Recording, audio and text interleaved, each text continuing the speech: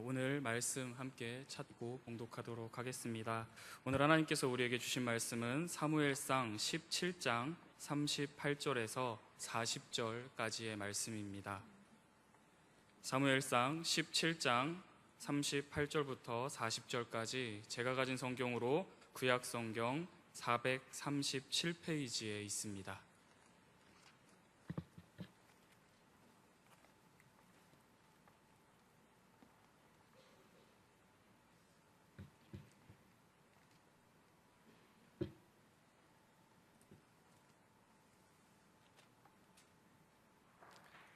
38절부터 40절까지 우리 한 목소리로 봉독하도록 하겠습니다. 이에 사울이 자기 군복을 다윗에게 입히고 놋 두구를 그의 머리에 씌우고 또 그에게 갑옷을 입히매 다윗이 칼을 군복 위에 차고는 익숙치 못하므로 시험적으로 걸어가다가 사울에게 말하되 익숙하지 못하니 이것을 입고 가지 못하겠나이다 하고 곧 벗고 손에 막대기를 가지고 시내에서 매끄러운 돌 5글 골라서 자기 목자의 쇠구 곧 주머니에 넣고 손에 물매를 가지고 블레셋 사람에게로 나아가니라. 아멘. 하나님께서 우리를 이 자리 가운데 불러주셨기에 우리가 이 자리에 나왔다고 믿습니다. 우리가 하나님을 찬양함으로, 예배함으로, 기도함으로 마음과 영으로 엎드리는 이 자리에 함께하는 모든 분들께 주님 주시는 귀한 은혜가 가득하길 소망합니다. 아내가 집에 혼자 있을 시간이었습니다. 제가 좀 늦어져서 집에 전화를 했어요. 혼자 있지? 미안해, 금방 들어갈게 라고 전화를 딱 했는데 이렇게 말합니다. 아니, 혼자 아니에요. 성령님과 함께 있습니다. 천천히 와도 됩니다 라고 이렇게 말을 하는 겁니다. 굉장히 한편으로는 섭하기도 했고 기분이 또 좋기도 했습니다. 참 묘했는데요, 성령님과 동행하는 우리 삶 가운데 언제나 기쁨이 있고 사랑이 넘치리라 믿습니다. 우리 좌우에 계신 분과 또 앞뒤에 계신 분과 우리 함께 이렇게 인사하도록 하겠습니다. 주님과 동행합시다. 이렇게 함께 인사하도록 하겠습니다. 주님과 동행합시다. 주님과 동행합시다. 우리 한 번 더 인사하겠습니다. 주님과 항상 동행합시다. 우리 주님과 항상 동행합시다. 주님과 동행하신 게 우스우신가요? 웃기신가요? 언제나 주님과 동행하는 삶 가운데 강력한 주님의 임재가 있고 그 삶 가운데 언제나 기쁨이 넘치시길 소망합니다. 저는 특수부대 출신입니다. 지금은 이렇게 살이 오동통하니 올랐는데요, 제가 입대 당시에 한 10년이 넘었는데요, 그때는 저체중이었습니다. 그리고 눈이 좋지 않아서 3급 판정을 받았습니다. 참 아쉽게 현역이 된 겁니다. 원래 4급이 될 수도 있는 그 정도인데요. 근데 동기가 95명이었는데 그 중에 3명이 뽑히는 특수부대로 이제 가게 된 겁니다. 당연히 저는 그곳에서 관심병사였습니다. 너무나 빼빼 말라 있었고 앞도 안 보여서 안경을 쓰고 다녔거든요. 쟤 저러다가 자살한다, 못 버틴다, 쟤 저러다 죽는다 이러면서 혹시 나 때문에 저 아이가 사고를 치면 안 되지 하는 그 폭탄을 바라보는 마음으로 항상 조심조심하며 잘해주는 것이 느껴졌습니다. 저도 한편으로는 마음이 불편했어요. 내가 이러고 싶어서 지금 이 모양인가 이러면서 그 자리에 있었는데요, 하루하루 시간을 보내면서 이제 그곳의 생활을 이제 알아가기 시작했습니다. 물 1리터를 딱 주고 일주일 동안 이것만 먹고 살아라 이러고 산에 내보냅니다. 그러면 이 물 뚜껑에 물을 발라서 혀로 찍어 먹으면서 일주일을 버팁니다. 한겨울에 땅을 파고 들어가서 2주 동안 나오지 말고 거기서 버텨라 이런 명령이 떨어지면 그 꽁꽁언 땅땅한 땅을 까고 들어가서 뚜껑을 덮고 2주 동안 버티는 겁니다. 이런 거를 한 달에 2번씩은 2주씩은 꼭 나갔습니다. 굉장히 고강도 훈련을 받았습니다. 굉장히 믿겨지지 않는 의심스러운 눈빛으로 저를 지금 보고 계신데요, 이 맨발로 산을 뛰면서요, 이제 발에 피가 나고 막 멍이 들고 난리가 납니다. 그렇지만 그렇게 하면서 막 솔방울도 밟고 돌도 밟고 막 울고 소리 지르면서 뛰는 가운데 발바닥에 굳은 살이 생기기 시작합니다. 벽돌로 가득 채운 군장을 메고 산을 계속 걷다 보면 어느 순간 뛰고 있습니다. 지금은 보시는 바와 같이 제가 막 이 모양이 되어 있지만 당시에는 정말 산을 팡팡 뛰어 올라다녔습니다.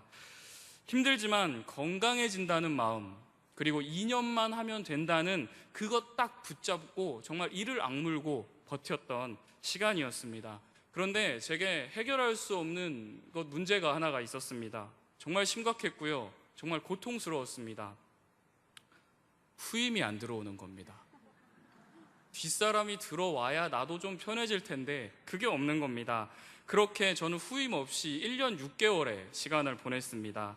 군 생활의 3분의 1을 그냥 후임 없이 계속해서 있었던 겁니다. 막내였습니다.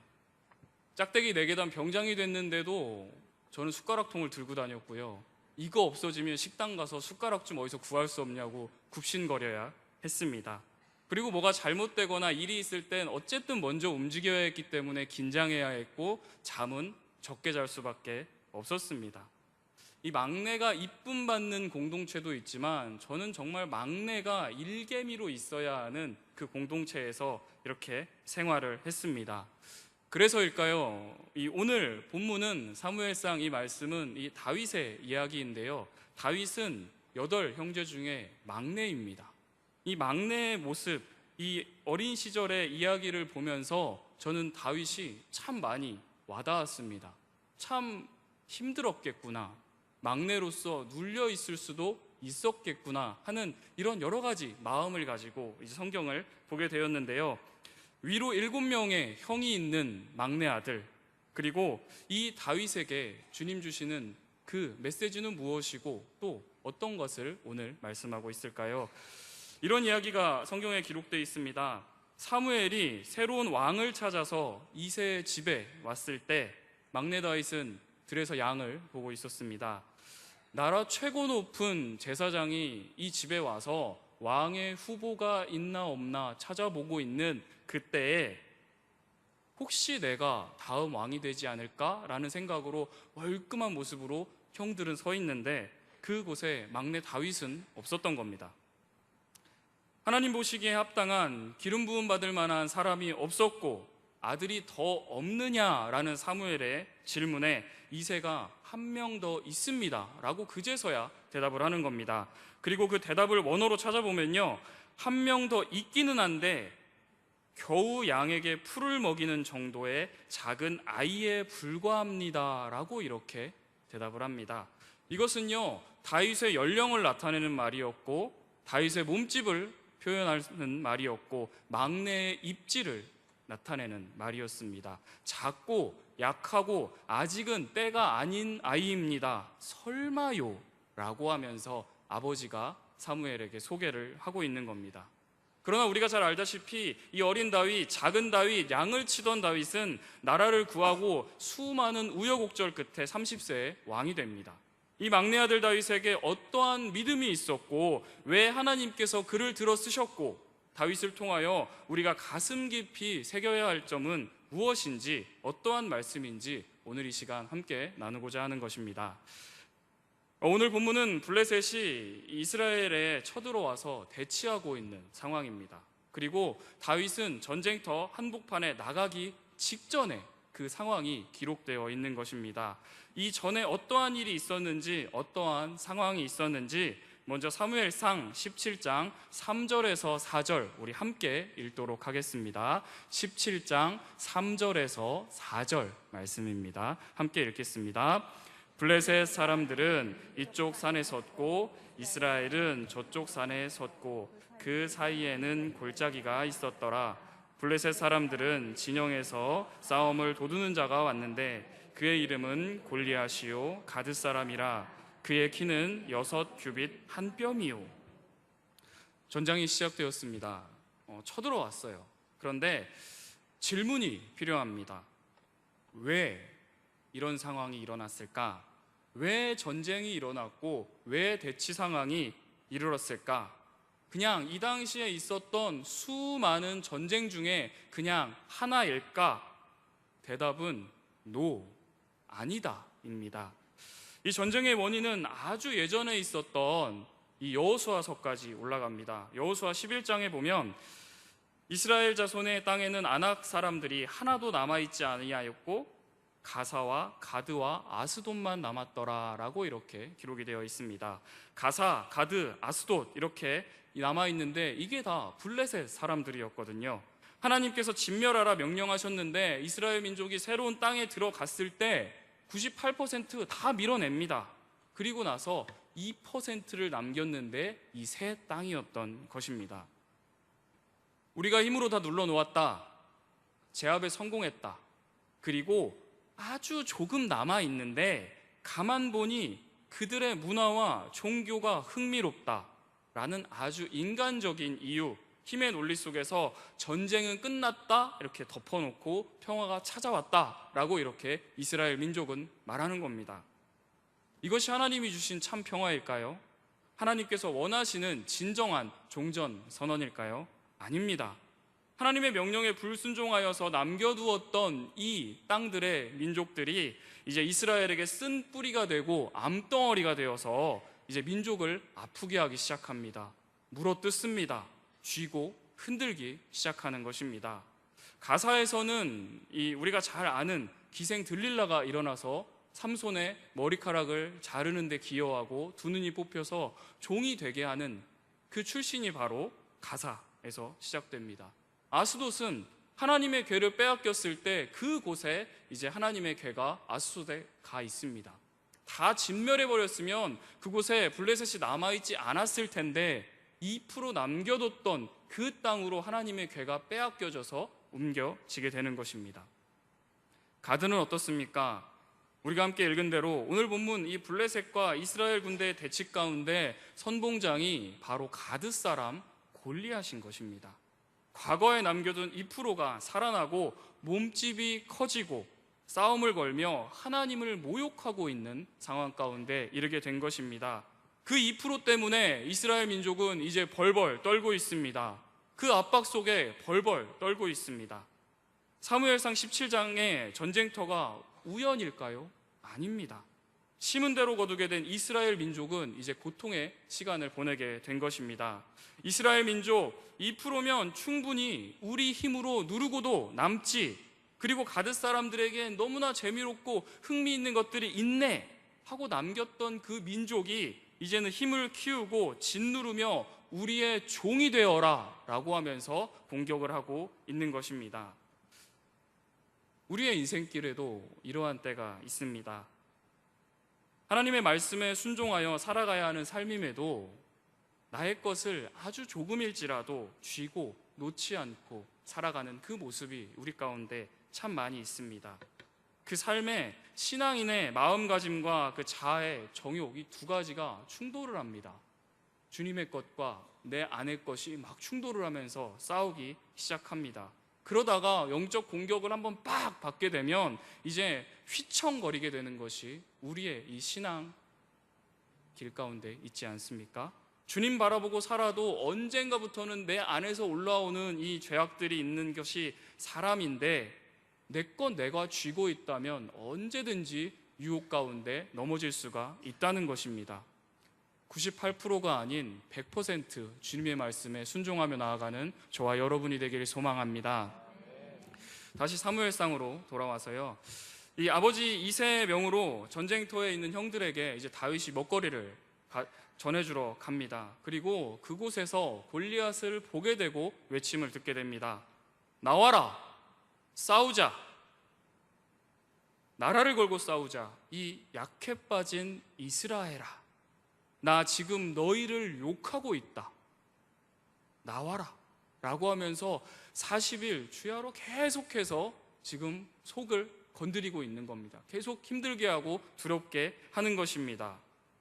이런 말을 들으면 화가 날 만합니다. 그러나 아무도 나서지 못합니다. 그 5년 정도 된 것 같습니다. 제가 소년부에 있을 때, 여름 성경학교 때 2m 90 이 골리앗 얼마나 큰지 한번 만들어 보자고 했습니다. 그래서 이 현수막으로 2m 90짜리를 만들어서 이제 세워보려고 소년부실에서 이렇게 세워보는데 세워지지도 않습니다. 천장까지 가는데 이제 막 얼굴도 안 나와요. 그래서 이제 성경학교 가서 야외에다가 나무에 매달아서 정말 높게 설치를 했습니다. 그리고 이마에 구멍을 뚫었고요. 아이들에게 고무공을 던져서 이마에 통과를 하면 스티커를 붙여줬습니다. 이야, 저격왕이다 이러면서 이제 붙여줬는데요. 그 모습 속에서 전 참 많은 것을 느꼈습니다. 제가 첫 이제 교육 전도사로서 사역을 시작했을 때인데요. 아이들이 화를 냅니다. 아니, 왜 이렇게 높은 걸 만들어가지고 보는데 목 아프게 합니까? 아니, 저 구멍 왜 이렇게 작게 만들어가지고 잘 맞춰지지도 않는 거 저거에 넣으라고 합니까? 아니, 왜 이런 거를 만들어가지고 우리에게 고생을 시킵니까? 난 이 게임 안 할랍니다. 막 이런 아이들이 이제 작은 아이들로부터 이제 나타나기 시작했습니다. 진짜 골리앗을 봤다면 사람들이 겁먹을만 하구나, 못 나설만 하구나 라는 것을 저는 그 가운데 느꼈습니다. 아이들은 그 현수막 그림을 보고 저게 어떻게 닿지? 이러면서 던지고 있는 그 정도 상황이었지만 그 그림이 진짜 사람의 크기다라고 상상을 했을 때는 정말 곁에 서는 것조차 두렵다라는 그 느낌이 들었던 것입니다. 많은 사람들이 골리앗 앞에서 떨었습니다. 그러나 다윗은 다른 관점으로 이 상황을 지켜보고 있었습니다. 사울의 군대가 아니라 하나님의 군대가 모욕당하는 지금 이 치욕스러운 순간 하나님의 백성이 가만히 있는 것, 이것이 너무나 답답하고 나는 참지 못하겠다라는 그 관점으로 지금 전쟁터 가운데 서 있었던 것입니다. 이 17장 26절에 보면 이 할례받지 않은 블레셋 사람이 누구이기에 살아계시는 하나님의 군대를 모욕하느냐. 벌벌 떨고 있는 이 군대를 사울의 군대라 하지 않고 하나님의 군대라고 이렇게 말을 합니다. 그리고 다윗이 전쟁터에 나가길 자청하기에 이릅니다. 사울왕 앞에서 나를 보내주십시오 말하고 사울은 안 된다, 위험하다라고 이렇게 말을 합니다. 하지만 결국에는 이제 나갈 것을 허락을 하게 됩니다. 우리 오늘 본문 17장 38절 함께 읽도록 하겠습니다. 이에 사울이 자기 군복을 다윗에게 입히고 노투구를 그의 머리에 씌우고 또 그에게 갑옷을 입히매. 사울은 자신의 군복을 다윗에게 입힙니다. 노투구를 그의 머리에 이렇게 씌워줍니다. 그리고 그 위에 이제 갑옷을 하나하나 입혀주는 것입니다. 지금도 그렇지만 이 대통령이나 왕이 입던 것, 쓰던 것들을 갖는 것은 참 기분 좋은 일입니다. 이 당시에는 이거를 입는다는 것 자체가 영광이었고 가문의 자랑거리였습니다. 나라의 운명을, 모든 것을 내가 짊어지고 움직이는 왕의 100% 신뢰를 받는 사람이었기 때문에 굉장히 큰 영광이었습니다. 그러나 이 말씀을 제가 묵상하며 느꼈던 것은 38절 말씀 가운데 사울왕이 무엇에 기대고 있으며 무엇으로 기대하고 있으며 무엇에 그나마 희망을 걸고 있는지 이제 이 부분을 저는 볼 수가 있었습니다. 사실 이스라엘 상황이 굉장히 안 좋습니다. 2m 90의 골리앗에 맞설 수 있는 사람 당장 나타나지 않습니다. 제대로 된 무기도 없습니다. 왕은 악령이 들어서 정신이 오락가락하고 있습니다. 정신이 없어요. 귀신 들렸습니다. 블레셋의 단단한 무기에 비해 너무나 빈약한 이스라엘 군대, 귀신 들려있는 왕, 최고 리더의 모습, 이것이 이스라엘의 속사정이고 현 주소였던 것입니다. 세상적인 물리적인 힘도 연약했고 영적으로 왕조차 무너져버려 힘도 약해져 있는 이스라엘. 사울왕이 의지할 수 있는 것은 자신의 무기 외에는 다른 것에는 없었던 것입니다. 영적인 시야는 너무나 어두워졌고 하나님께 모든 것 의탁하며 나아가야 하는 기름 부음 받은 그런 사람이 되어야 하는데 그 자세는 그 어디에도 없었던 것입니다. 세상의 기준과 사울왕의 기준은 합을 이루고 있었습니다. 그리고 그나마 기댈 수 있는 방법이 노투구와 갑옷이었기에 그것을 다윗에게 제시하고 있는 것입니다. 근데 벌벌 떨고 있습니다. 재밌는 것은요, 떨고 있는 또 한 사람이 있습니다. 바로 이 이세 집안 장자 엘리압인데요. 우리 앞으로 넘어와서 17장 28절 말씀 함께 읽도록 하겠습니다. 28절입니다. 큰 형 엘리압이 다윗이 사람들에게 하는 말을 들은지라 그가 다윗에게 노를 바라여 이르되 네가 어찌하여 이리로 내려왔느냐 들에 있는 양들을 누구에게 맡겼느냐 나는 내 교만과 내 마음의 완악함을 아노니 내가 전쟁을 구경하러 왔도다.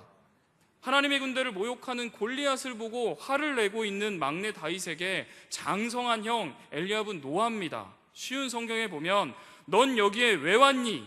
들에 있는 네 양들은 누구에게 맡겨놓았니? 건방지고 잘난 체하는 아이야, 넌 지금 아무짝에도 쓸모없는 짓을 하고 있어? 넌 지금 전쟁 구경을 하려고 여기에 온 거야 라고 이렇게 쉬운 성경은 기록하고 있습니다. 골리앗에게 찍소리 못하며 군대 안에 가만히 있고 이 떨고 있는 장성한 엘리압이 막내 소년 다윗이 이 하나님을 욕하는 그 모습을 보며 화를 내는데 이제 그걸 보고 화를 내고 있는 것입니다. 하나님을 모욕하는 자에게 잘못되었다, 못 참겠다 하며 이를 가는 다윗에게 건방지다, 잘난 체하지 마라 화내는 엘리압. 진짜 장성함이 무엇입니까? 진짜 신앙의 성숙함은 무엇입니까?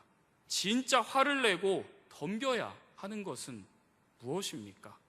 보이는 모습은 장성하고 단단해 보이는 장남 엘리압이지만 또한 크기에 눌려있고 크기가 작은 엘리압 또한 크기에 눌려있는 그 모습 가운데 있는 것입니다. 그러나 크기가 작고 만만한 다윗이 오니까 거기에다는 대고 이제 싸질러 버리는 그 모습을 보이는 겁니다. 이 모습 속에서 힘의 원리에 맞춰서 살아가는 모습, 이 모습이 엘리압 가운데 나타나고 있는 것입니다.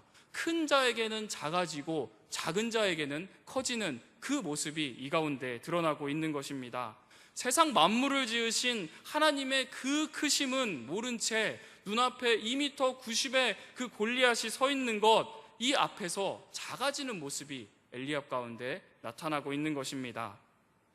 우리도 하나님을 잊고 눈앞에 등장한 문제의 크기에 헉 하고 압도되어 살아갈 때가 있진 않습니까? 저는 몇 주 전 고등부 예배 시간에 이렇게 설교했습니다. 정말 기도하며 단단히 마음 먹고 나가서 한 30분 동안 쫙 이야기를 했습니다. 교회 오지 마라. 예배드리러 오지 마라. 어디 가서 교회 다닌다고 하지 마라. 그리스도인이라 하지 마라. 필요할 때만 주머니에서 꺼내 쓰는 하나님, 필요할 때만 굽혀지는 무릎, 필요할 때만 흘리는 감정 섞인 눈물, 매주 기도 편지 쓸 때만 시인이 되는 거창한 기도 제목들, 하지만 하지 않는 기도, 어디 가서 기독교인이라 하지 마라. 이렇게 아이들에게 이야기를 했습니다. 더 고민하고 더 기도해보고 내가 신앙생활을 할지 말지 결정하고 그때 다시 교회 오고 예배해라 라고 이렇게 말을 했습니다. 그리고 또 한 가지 덧붙였습니다. 참 기분 나쁜 말이에요. 아이들에게 진짜 니네 이거 기분 나쁘다고 다른 교회 가지 마라. 근데 제 의도는 이거였어요. 다른 교회 가서 이런 신앙생활 하면서 피해 줄 거면 거기도 가지 마라. 애들 되게 기분 나쁠 수 있는 말이었거든요. 하나님께 마음이 없고 소망도 없는데 껍데기만 그리스도인이라고 하고 그런 불쌍한 인생 살지 말고 차라리 하지 마라 라고 이렇게 말을 했습니다. 이 몇몇 아이들 중에 이 교회를 너무 잘 알고 익숙한 아이들이 넘어질 것 같은 위태위태한 모습들이 제가 8개월 동안 보면서 보였거든요. 그래서 정말 기도하며 선생님들께 저 위에서 기도해 주십시오 요청하고 그 자리 가운데 나아가서 정말 저도 떨리는 마음으로 선포했습니다. 담당자로서 이러다가 다음 주에 진짜 애들 안 오면 어떡하지? 막 이러면서 이제 그런 마음으로 이제 설교를 했는데요. 더 제 마음을 무겁게 했던 건 그날 새 친구가 있었던 겁니다. 새 친구가 첫 설교를 들었는데 교회 오지 말랍니다 이러면서 이제 아는 분에게 이제 이야기를 했다는 얘기를 들었는데요. 근데 놀라운 일이 벌어졌습니다. 그 다음 주 토요일부터 이제 아이들이 기도회에 오기 시작했습니다.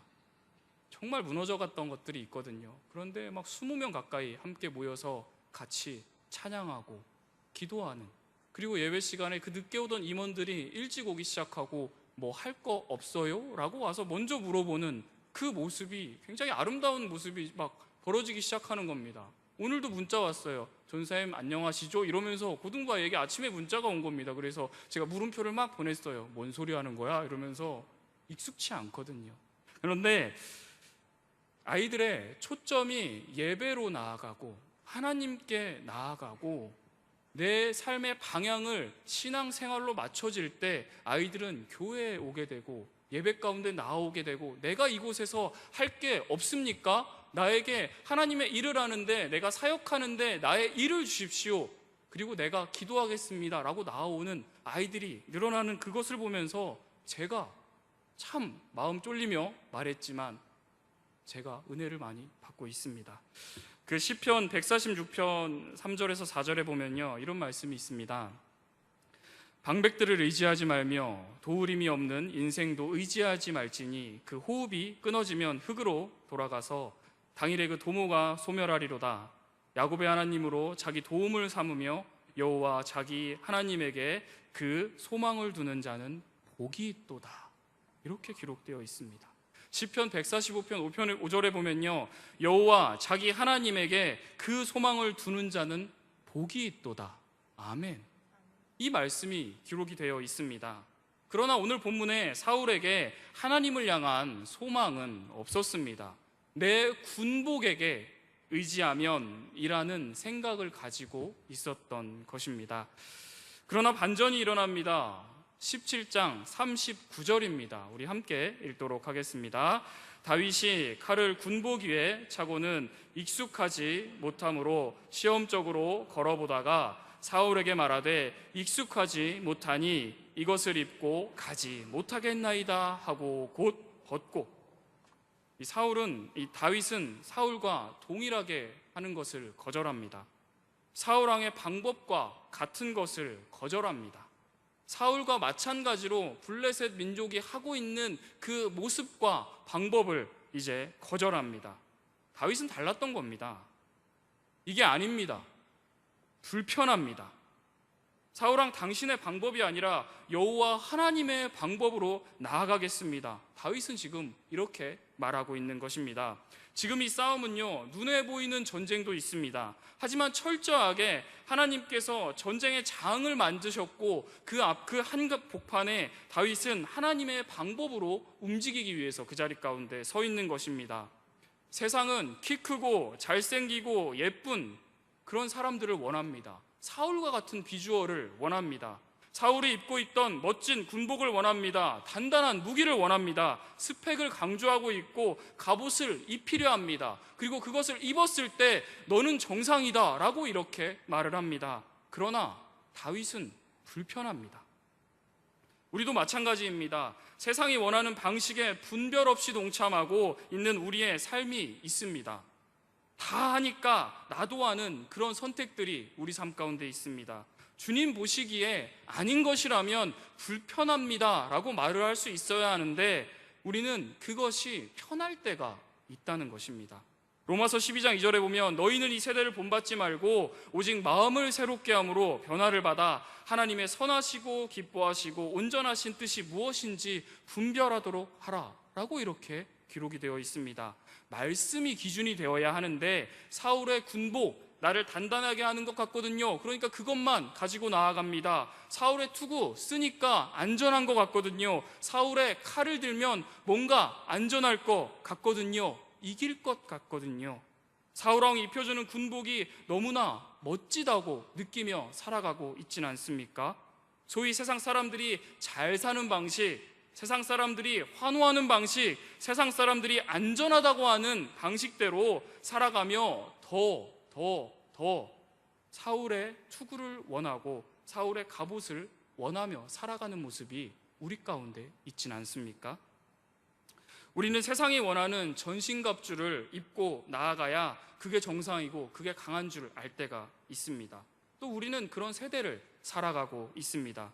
하나님의 전신갑주를 입고 하나님의 인도하심을 따라가는 삶보다 세상이 원하는 그 기준에 맞추어서 우리가 나아갈 때가 있다는 것입니다. 그러나 기억하시기 바랍니다. 하나님이 일하실 때는 진정한 단단함이 있습니다. 하나님이 함께 하실 때 진정한 안전이 있습니다. 하나님이 이끄실 때 진정한 승리가 있습니다. 하나님이 도우심이 있을 것을 알고 다윗은 막대기를 듭니다. 그리고 우리가 잘 알다시피 돌 5개를 들고 이제 골리앗에게로 나아갑니다. 우리에게 필요한 것은 다윗의 믿음이며 다윗의 자세입니다. 40절 마지막에 보면 블레셋 사람에게로 나아가니라 라고 이렇게 기록하며 절이 끝납니다. 이스라엘과 블레셋의 전쟁과 같이 우리 삶에도 영적 전쟁이 항상 일어납니다. 방향을 선택해야 하고요, 분별해야 합니다. 영적인 촉이 항상 살아 있어야 합니다. 우리가 이 영적 전쟁터에 나아갈 때 무엇을 들고 나아가겠습니다? 무엇을 들고 나아가겠습니까? 주님이 함께 하실 때 막대기와 그냥 굴러다니는 돌만 가지고도 혹은 그거보다 더 하찮은 것을 들고 나간다 할지라도 우리는 주님 주시는 그 힘 가운데 승리할 수 있습니다. 믿음으로 주를 바라보며 사울의 군대가 아닌 하나님의 군대가 함께 하심을 믿는 이에게 승리를 주시리라 우리는 확신하며 나아가야 하는 것입니다. 누구나 하는 삶의 방식이 아니라 주 앞에서 구별된 삶을 살며 주를 경외하는 이에게 주께서 더 좋은 길로 인도하여 주심을 믿고 우리는 날마다 한 걸음 한 걸음 나아가야 하는 것입니다. 막대기 신앙은 하나님을 바라보는 것입니다. 하나님을 바라보는 신앙입니다. 세상의 잣대에 나를 대어놓고 눈찜짝하며 나는 이 정도면 되겠구나 라고 그러면서 나아가는 것이 아니라 하나님의 뜻에 맞는 삶을 살고 있는지 살피며 내가 하나님의 말씀에 맞게 살아가고 있는지 기준을 거기에 두고 나를 대어보는 것, 이것이 막대기 신앙, 다윗과 같은 삶을 살아가는 것입니다. 우리 앞에 참 많은 인생의 골리앗들이 서 있을 때가 있습니다. 그 골리앗이어서 무슨 말을 합니까? 어떠한 상황으로 맞고 있습니까? 주를 믿는 자녀들에게 골리앗은 그냥 넘어뜨리고 지나가며 승리를 외치는 그 관문에 불과합니다. 어떠한 마음으로 신앙생활하며 주님 앞에 무릎 꿇고 계십니까? 주만 높인다, 주만 높이리 입술로 고백하며 무너지는 우리의 삶이 있진 않습니까? 다윗은요, 나중에 많이도 무너집니다. 그렇지만 우리가 잘 알다시피 또 회개하며 무릎 꿇으며 주님 앞에 나아와 또 찬송하며 예배하는 삶을 살아갑니다. 2018년 참 악한 세대라고 합니다. 인천에서는요, 동성애자들이 모여서 우리 축제하게 해주십시오, 즐기게 해주십시오, 우리가 살아있음을 말하게 해주십시오 라고 하면서 축제를 열려고 하는데 더 많은 사람들이 막아서자 왜 많은 사람들이 우리를 힘으로 찍어 누릅니까? 라고 하면서 뉴스에 나와서 소리를 지릅니다. 무엇이 진리이고 무엇이 진짜이고 어떤 것이 옳은 것인지 이제 사람들이 막 혼동하며 내가 진짜다, 내가 진짜다 라고 하면서 여기저기서 일어나고 있는 것이 지금의 세대입니다. 수많은 골리앗들이 우리 앞을 가로막고 있고 2m 90 아니요 290m 그 이상이 되는 많은 것들이 우리 삶을 가로막으며 앞뒤 어디로 가야 할지도 모르게 막고 있는 것이 우리의 인생길이며 또 신앙 가운데 부딪히는 벽들입니다. 오늘 다윗은 막대기와 돌 5개만 가지고 나아가서도 그냥 돌로 골리앗을 쳐 죽이는 것이 아니라 돌이 이마에 박히는 승리를 하고 그 가운데 정말 하나님께 감사하며 외치며 나아갑니다. 어떠한 모습으로 살아가시겠습니까?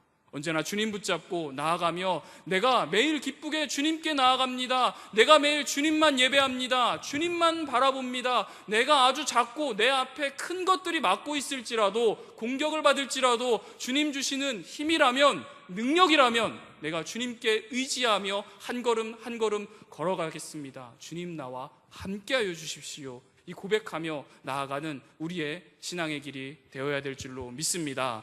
언제나 주님과 동행하며 나아가며 주님만 바라보며 예배하며 주님 경외하는 저와 여러분이 되길 소망합니다. 아멘. 우리 이 시간에 함께 찬양하며 기도하